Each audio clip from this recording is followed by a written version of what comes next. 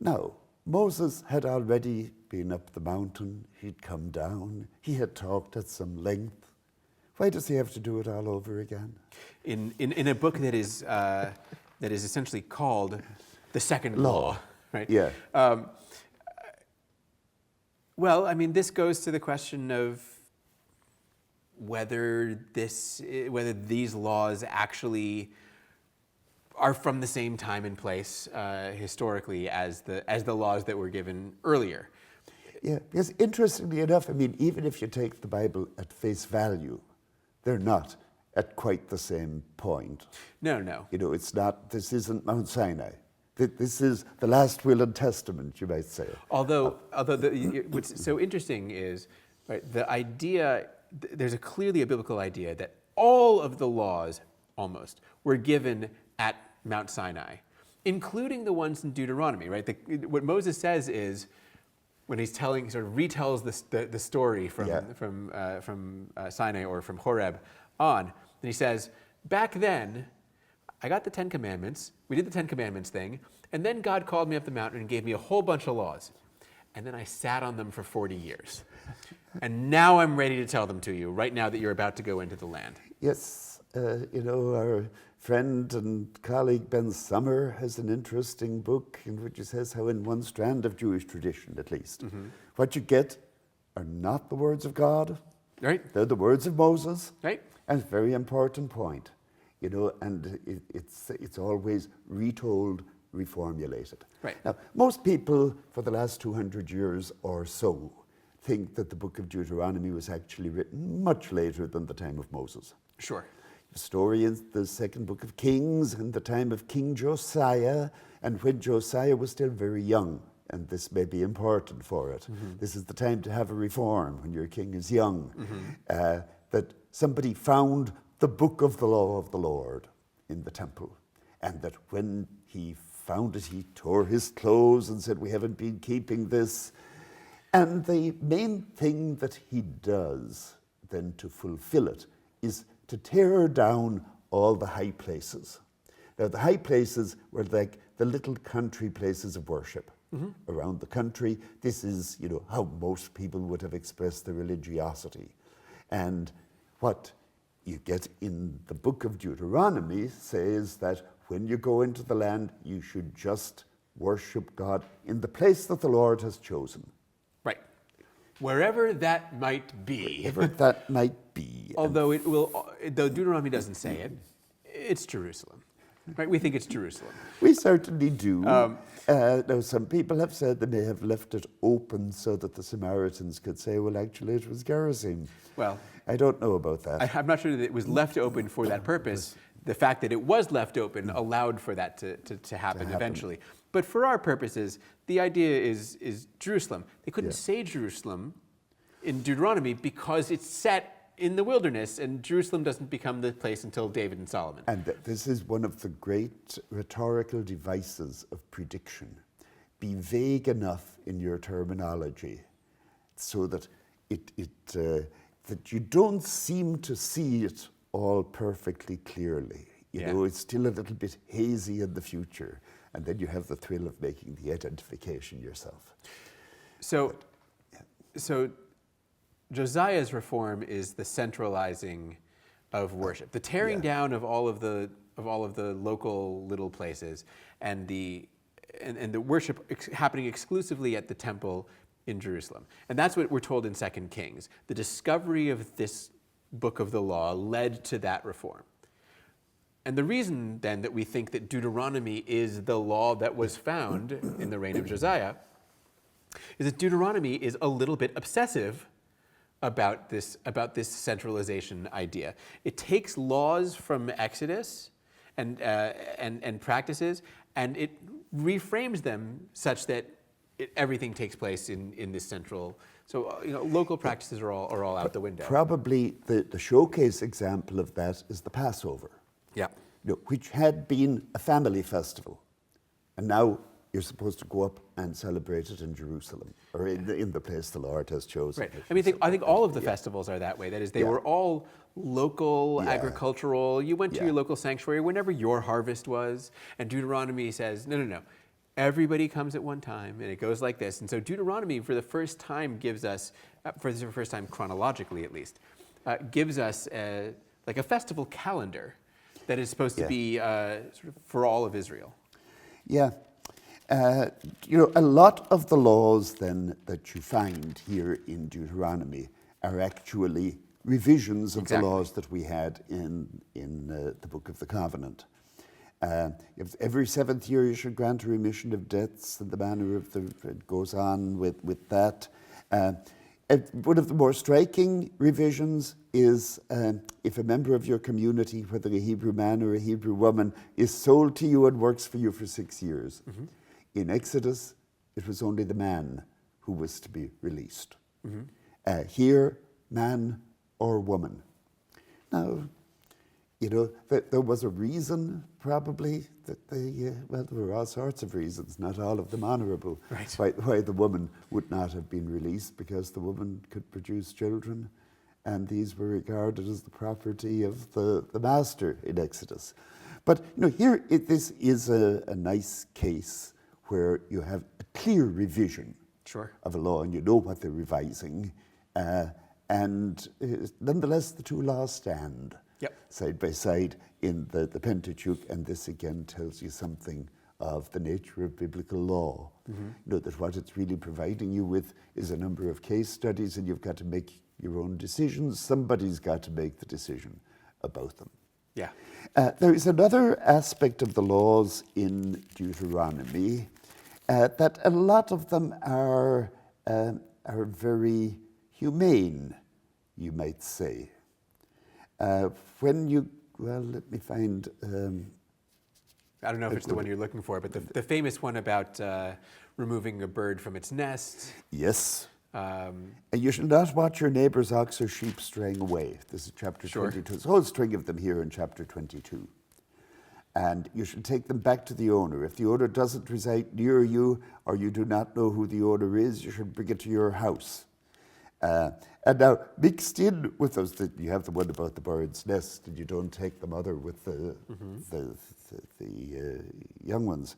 But then mixed in with this, you have various other items, like you shall not make tassels on the four corners of your cloak, some of which you might have expected more in Leviticus.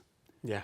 But there's just a sprinkling of those in and out between, including some of the famous laws of what you may not eat. Yeah.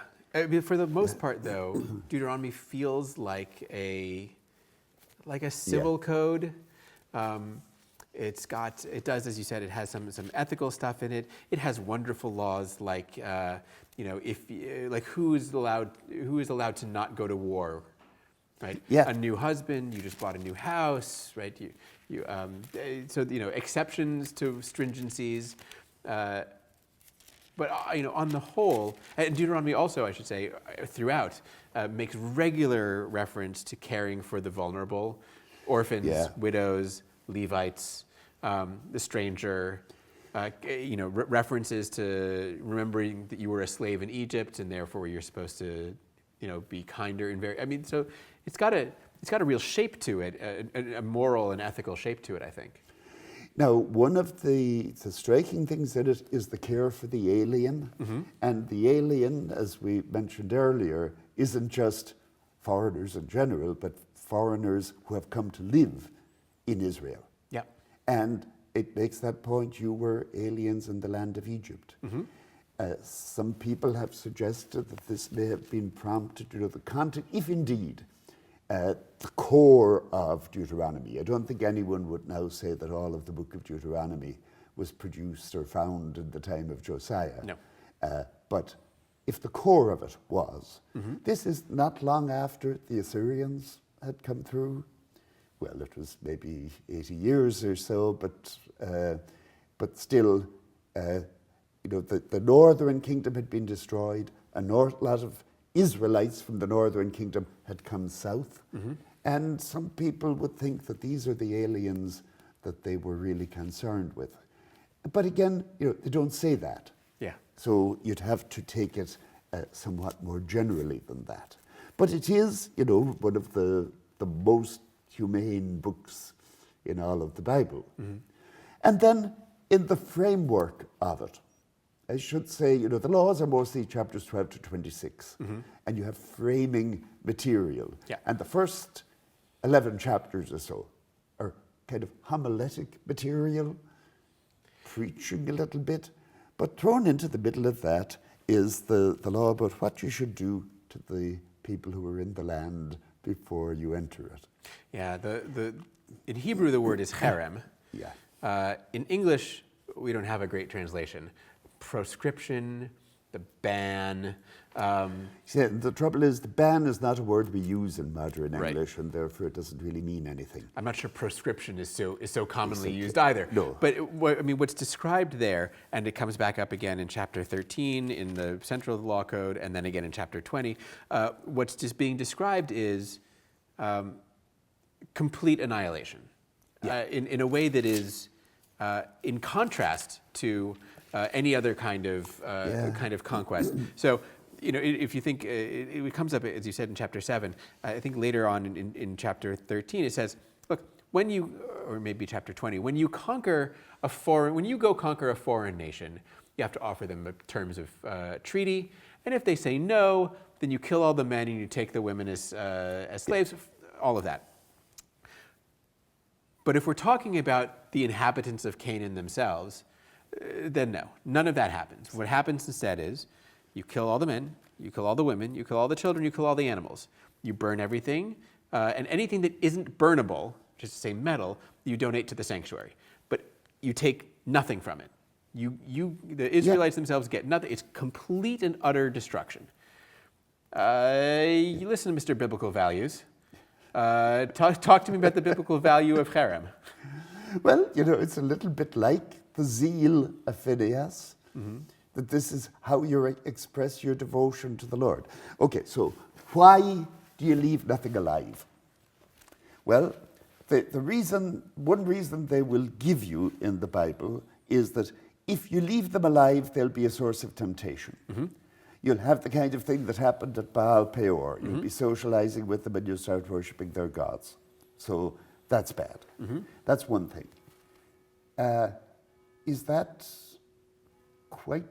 quite do it? I wonder, obviously it's a desire for complete and total separation. There is an element of sacrifice in it. There is. That you're giving them to your God. So you don't take anything for yourself. You have stories about this in Joshua. And even the word cherem is used back in Leviticus to talk about like when you vow something to the deity. Same idea. Yeah. So you're dealing with the hungry God, pleasing your God that way. Is there any sense in which this has to do also with God is the one who, in the conquest of Canaan, is actually doing the fighting, and so God's getting the spoils? That's true too, and you see, it would be bad to let people take spoils for themselves. That comes up as an issue in the book of Joshua, probably under the influence of this. But ultimately, another factor you see that we've got to bear in mind is that none of this actually happened. Sure. As far as we can now tell, at the time of the conquest, there wasn't really any mass destruction by the Israelites. There certainly wasn't in the time of Josiah. No. So what you're dealing with here, and this is a bit like some of the laws we were dealing with in Leviticus, is somebody's idea of the way it should have been done. So it's presenting an ideal. This, to my mind, doesn't make it any more acceptable morally speaking. Yeah. Because it's the ideal that's really troubling. But it is an ideal. And I think it's a matter of separation. But this is, as you said, even as an ideal, this is a text that has a not so pleasant history of interpretation and application. Right? People who understand themselves to be fulfilling this kind of thing into the modern period. Indeed. And one of the places where these texts were applied quite directly was in this country, in New England. Cotton Mather and other preachers talked about the Native Americans as Amalek, annoying us in the wilderness. And of course, you had it in South Africa, you had it in lots of places in modern Israel, and sometimes by the Christian Zionists, even more than the native. But you know, these are issues that are very much with us. So, you know, it's something, this may have been written up this way as a way of drawing a very clear distinction between Israelites and Canaanites, because, you know, they wanted, the people you need to distinguish yourself from are not the people who live 1,000 miles away, but the people who live next door. But this is a particularly drastic way of doing it. Indeed. And I think, you know, this is the dark side of the biblical legacy, and very much the dark side of the legacy of Deuteronomy, which in many other ways is a wonderful book. Mm-hmm.